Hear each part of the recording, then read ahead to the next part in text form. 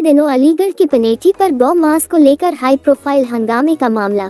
हिंदू महासभा और तमाम सनातनी लोग एसएसपी कार्यालय पर कर रहे हैं धरना प्रदर्शन। हंगामा, पुलिस पर एक तरफा कार्यवाही का लगाया जा रहा है आरोप। हंगामा के बाद हिंदूवादियों की रिपोर्ट पर कार्यवाही न करने का पुलिस पर आरोप। दूसरी रिपोर्ट के बाद गांव में दबिश देकर ग्रामीणों को परेशान करने का पुलिस पर आरोप। अगर गाड़ी में मौजूद मांस कानूनी प्रक्रिया से ढक कर जाता तो नहीं होती घटना। हिंदू महासभा मीट से भरी गाड़ी द्वारा ग्रामीणों पर चढ़ाने का लगा आरोप। हरदुआगंज के पनेठी पर हुई थी बीते दिनों घटना। 4 मीट विक्रेता घटना में हुए थे घायल। अब तक पुलिस दूसरी रिपोर्ट में 4 प्रदर्शनकारियों को भेज चुकी है जेल।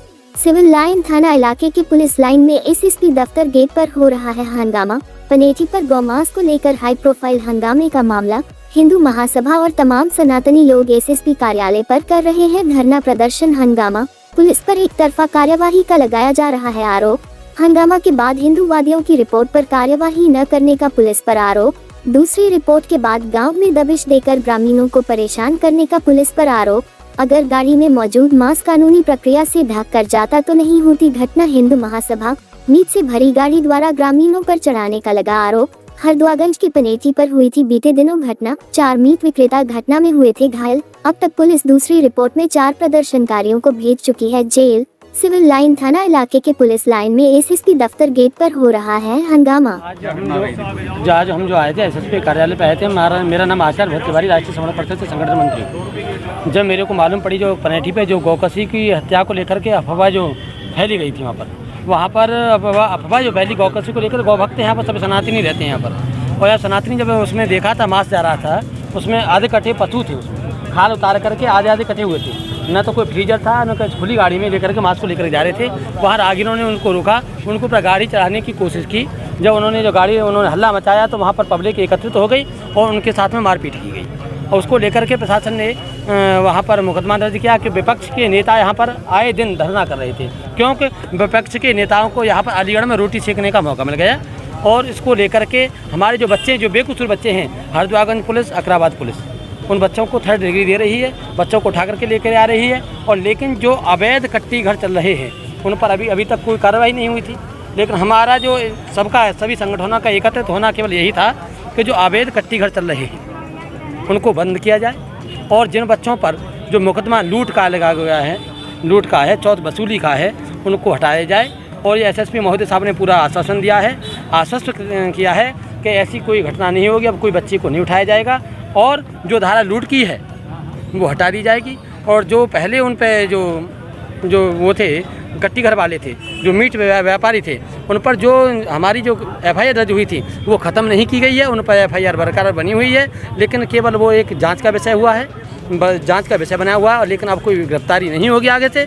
हम यही कह कर के आए हैं, अगर हरदुआगंज पुलिस या अकराबाद पुलिस बच्चों के साथ में अवैध व्यापार करती है, निर्दोषों को जेल भेजती है, तो आगे से अभी तो 10-20 यानी 10 संगठन एकत्रित हुए, उनके पदाधिकारी हैं, अभी पूरे नहीं आए।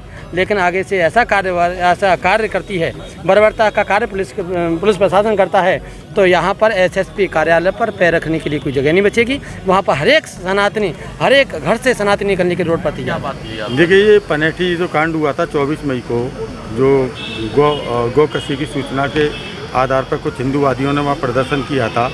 तो वो जो कुछ लोग जो गौमांस लेकर जा रहे थे, जिसको बाद में ये साबित किया गया लैब रिपोर्ट के आधार पर कि वो भैंस का मीट था, लेकिन सूचना थी गौमांस की, तो उसको देखते हुए उन लोगों के द्वारा प्रदर्शन किया जा रहा था। और जो गौ तस्कर थे या जो गौमांस के सप्लायर थे, वो जो लेकर जा रहे थे, उन्होंने प्रदर्शनकारी 3-4 लोगों के ऊपर गाड़ी चढ़ाने का प्रयास किया। और जब उनके ऊपर गाड़ी चढ़ाने का प्रयास किया और उनके ऊपर हमलावर हो गए मुस्लिम समाज के लोग जो मीट को लेकर जा रहे थे, तब आसपास के खेतों के लोग आए हमारे हिंदूवादियों को बचाने के लिए, सनातनी भाइयों को बचाने के लिए। तो उनके साथ एक मारपीट की घटना हुई थी, जिसमें हमारे 4 निर्दोष हिंदू भाइयों को इसमें मुकदमे करके जेल भेज दिया गया। हम उसी पर कार्रवाई की मांग को लेकर आए थे।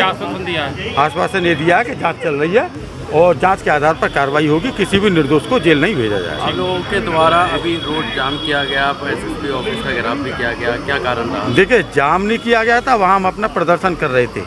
और जब प्रदर्शन होता है तो आसपास की पब्लिक रुक जाती है, तो जाम जैसी स्थिति बन जाती है, उसको हम जाम लगाना नहीं कह सकते। लेकिन जाम जैसी स्थिति कह सकते हैं। पुलिस प्रशासन मुर्दाबाद के नारे भी लगाना पड़ा, जी। क्या क्या कारण रहा? उसका कारण ये रहा था कि प्रशासन, हम काफ़ी देर से यहाँ इंतजार कर रहे थे और प्रशासनिक अधिकारी निकल कर नहीं आए थे, तो इसलिए पुलिस प्रशासन के विरुद्ध इस तरीके की नारेबाजी की गई। सनातनियों की सरकार है, फिर भी सनातनी जो है नारेबाजी कर रहे हैं सरकार के खिलाफ, पुलिस के खिलाफ। देखिए, सरकार के खिलाफ नहीं, प्रशासन में कहीं ना कहीं भ्रष्टाचार है, लचीलापन है, जिसकी वजह से कभी कभी हम लोगों को मजबूर हो जाता है कि शासन और प्रशासन के खिलाफ जाकर हम लोग अपनी सनातन हित में अपनी मांग करें। जो पुलिस ने कार्रवाई करी, आप उससे संतुष्ट हैं क्या?